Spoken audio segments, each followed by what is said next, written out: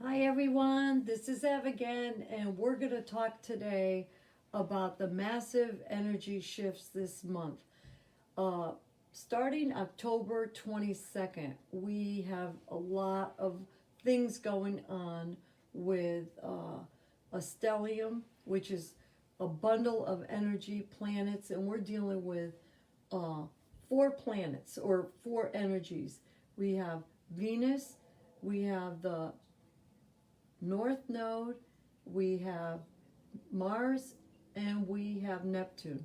So all these energies are gonna be impacted with that major stellium that everybody's been talking about. It's very intense because we have the planet Pluto, which is extremely intense, together with the planet of Jupiter, which is about expansion, it's about higher learning, it's about philosophy, foreign lands, and then together with Pluto, the transformation, the atomic bomb, very intense. And then we also have Saturn, and Saturn is about constriction, pulling in that belt buckle, tightening things up, responsibilities, duties.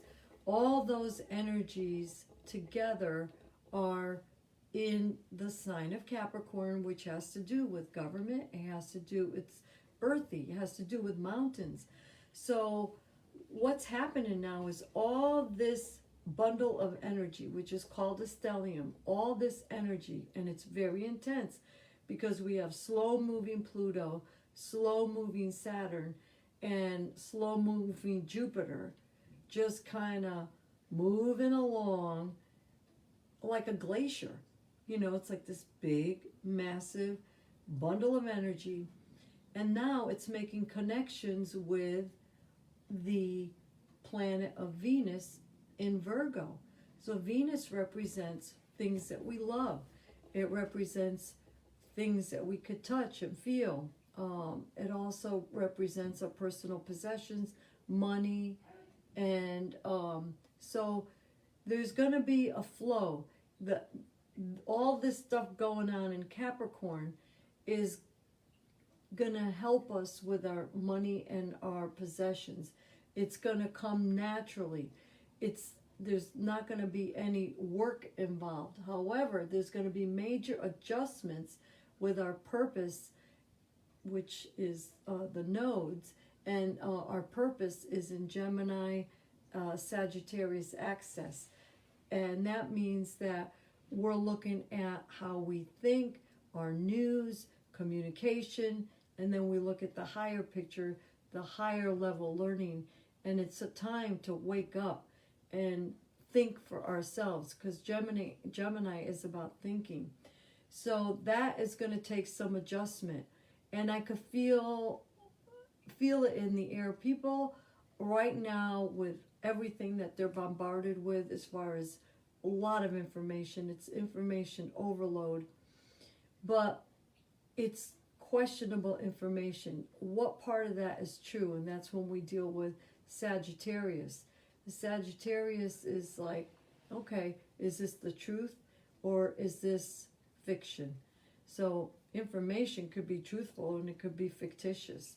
So that's what we're going to have to make adjustments on. Also, we have the square Mars in Aries, and I could talk a few minutes about Mars in Aries.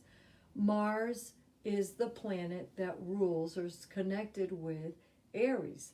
And Aries is the first sign of the zodiac wheel, and it's the new beginning. And also with Aries and Mars, Mars has been retrograding, going forwards and backwards in its ruling sign. It will be 9 months when it's done. That's a long time for all this aggression. And, if you just look around, you could see the problems that we're having with protesting, with aggression. So, put that together with the Mercury that we spoke of before. People want to get the information out, so they're protesting, but there's a lot of violence out there. And also Mars deals with action, any kind of action, but it's usually forceful action. So that's going to take some adjusting because whenever there's a square, and that's a right angle in astrological terms, sorry, it has to do with a conflict, a struggle. So we're going to struggle with this this type of aggression out there, and I feel like we're in very violent times, so because we also have the Pluto and all that stellium. You could feel the energy, but we're going to get through it. The problem is from the 22nd, when it's like an alarm clock, all these planets hit the exact angle. It's going to be very, very, very intense. Now, what it actually means, 100%, I don't know, because what you have to do is kind of look and see. I'm just making some sort of a general prediction, but how it's going to manifest is all interpretation, because Mars is so many things. It's weapons, it's bullets, it's grenades, anything like that has to do with fire, It's also a sword, a knife. So it's meant to hurt you, but we got Pluto in there, and Pluto is meant to kill you. Very intense. So there's a big difference. You may survive the Mars energy, but you may not survive the Pluto energy. So I thank you all for your patience, because I'm not really, used to talking to this little black dot on a screen. I'm used to talking to real live people, and without seeing someone face to face, it is a challenge for me, but I'm making the best of it. The other thing the last thing is there's a sextile, which means that particular angle is 60 degrees, and it's more of an opportunity and a flow. Like with Venus in Virgo, we have Neptune in Pisces. So I have to talk about Neptune in Pisces again. Neptune is the planet that's associated with Pisces. They rule Pisces. Neptune has to do with the sea, the ocean. It's no form. It's chaos. It lacks structure, where Saturn is structure. So it's also about delusion, illusion, dreams, a lot of words that go with Neptune. It's also an escape. You have a couple of drinks, that's escapism, drugs. Neptune is associated with all of that. It's also spirituality, meditating, and just getting out of the outer world and going into another world. That's the energy of Pisces. So why am I telling you about that? Because that's the opportunity with the stellium. This stellium is creating an opportunity for us to go within, and for us maybe to be alone again. And I'm wondering if we're going to have another lockdown on the 22nd moving forward till November 3rd. That whole time frame, we have a lot going on. So opportunities, we have to make the best of it. A lot of people have shared with me what the COVID virus has done for them, as far as not being sick. I mean, a lot of people have gotten sick from this, because if you have any underlying conditions, heart disease, stroke, cancer, you're just immunosuppressed, even asthma or whatever, and you catch COVID, it could be very deadly. So you have to be mindful and know your own body. And that's a whole nother subject I could talk to you about. The way we eat and the way we live, our lifestyle, we need to really take a long, hard look, because if we are what we eat, we're not taking care of ourselves the way we should. We're not taking care of our planet either. So eating clean food and not eating the processed food is a good place to start. But you didn't create this bad health and lousy health lifestyle issues yesterday. This is 10 years, 20 years, 30 years, 40 years of abuse eating the wrong foods, eating too much food, not resting enough, the whole gamut. So this time with COVID and what it's done to the whole world kind of makes us look at the big picture, because this is a big problem. You look at the big picture and you say, well, what can I do for myself? Because with COVID, there's not much we could do. It's beyond our control. It's a virus. And we have no idea what this immunity is going to be like. So you catch the virus, are you going to be immune for a month or the rest of your life? We don't know. The data's not in. And for all those people out there, you know, that like to write on everybody's wall and correct and say, oh, you know, we read this on Google and you don't know what you're talking about. No one knows what they're talking about, because right now it's a brand new virus. It's got like 4 RNA strands, and I guess it was even manipulated in a laboratory, which goes down another rabbit hole. If a virus has been manipulated and created, and it escaped and went around the world to hurt people, that's under the umbrella of bioterrorism. So I don't know what this whole thing means, but there's a lot to consider. I'm not here to tell you how to think. I'm just telling you to think for yourself. As I do, I think for myself. And I am not going to dismiss my intense medical background in pathology, working in the morgue with diseases. I went through the AIDS epidemic and all the other flus that went around. I had to get a vaccine for hepatitis because we're exposed to it. So viruses are different. Every virus is different. But when you have a manipulated virus with 4 RNA strands, from what I understand, you know, you have to collect data. And that's what epidemiology is. Now, when they collect data, it takes a long time to process all this information. For those people out there that think they know everything, if you're a virologist and you've worked with these viruses, as one of my professors taught us virology, you know, I have a pretty good understanding of viruses. They're all a little different, and they're super, super tiny, nanometers. If you know what a nanometer is, it's super tiny. It's just, you need an electron microscope, which just uses energy to show the image of a virus. And I don't think there's the closest electron microscope, I think in Virginia, maybe in Richmond, may not be. So they're not at your hospitals, and so you don't just look and see if someone has a virus. That's not how it works. So I'm sorry I digress, but it's a little irritating to get people that are total ignoramuses that know nothing about medicine, and they're going to tell the world what this virus can do and can't do, and how we should behave with the virus. It's just too soon to tell. So epidemiology, you collect all the data, and then you start analyzing it. So what are they looking at? They're looking at, well, and I'm going to say something about the president getting this COVID virus. There's no better person to get this virus because he's tracked so well.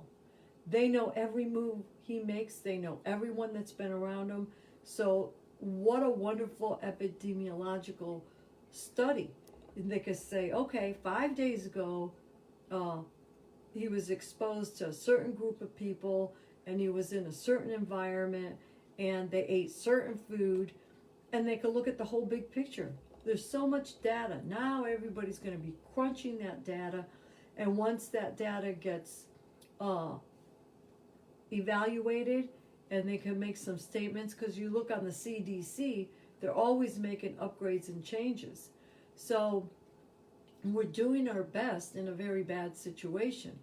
But some of the things that I think were done, you know, like taking away our freedom. You can't go to the gym. You can't go outside. You know, the lack of vitamin D from the sun by being inside. All that's not very good for your health.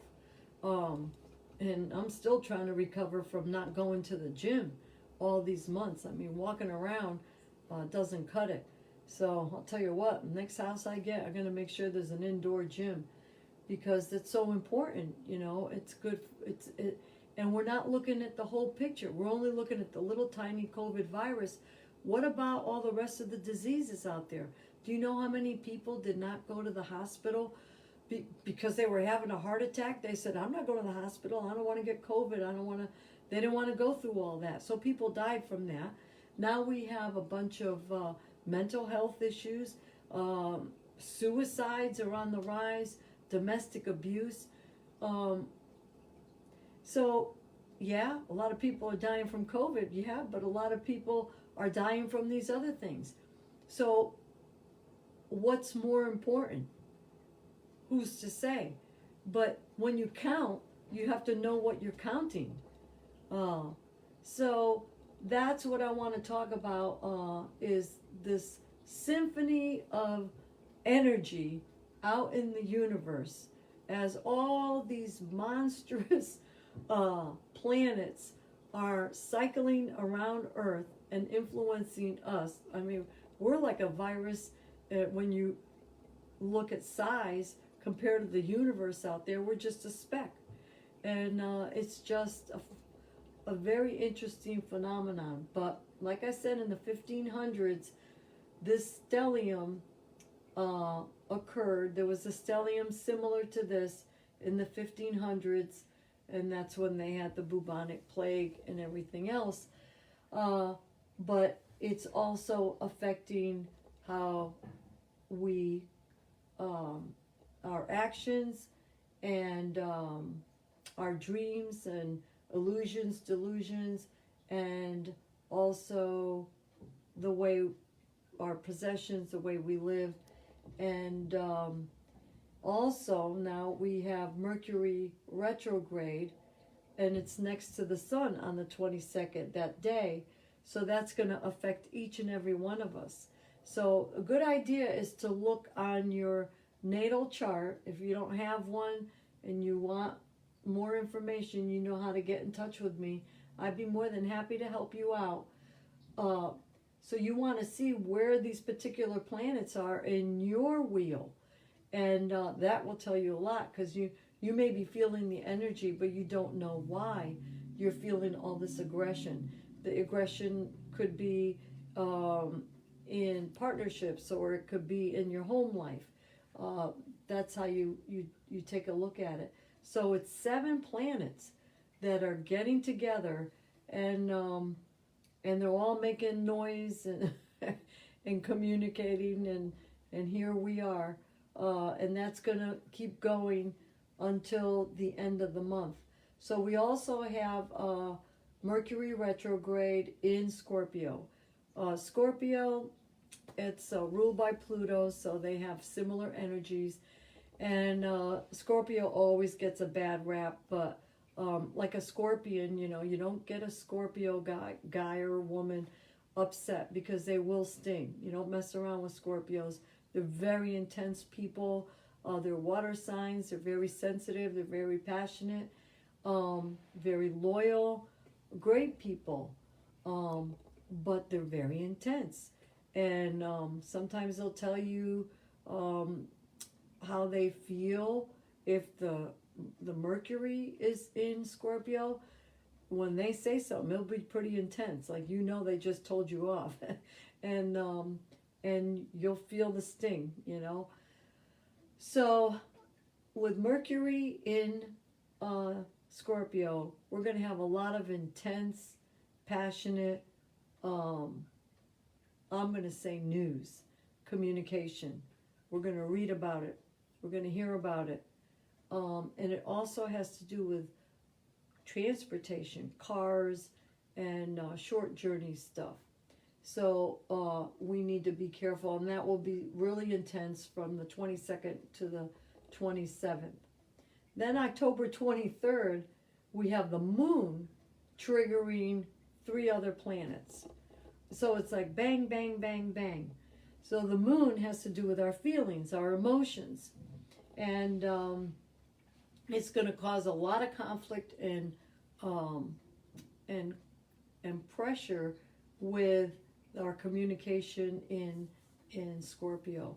So there's going to be some emotional communication out there. So watch what you say, watch how you react, because the moon is also about reacting.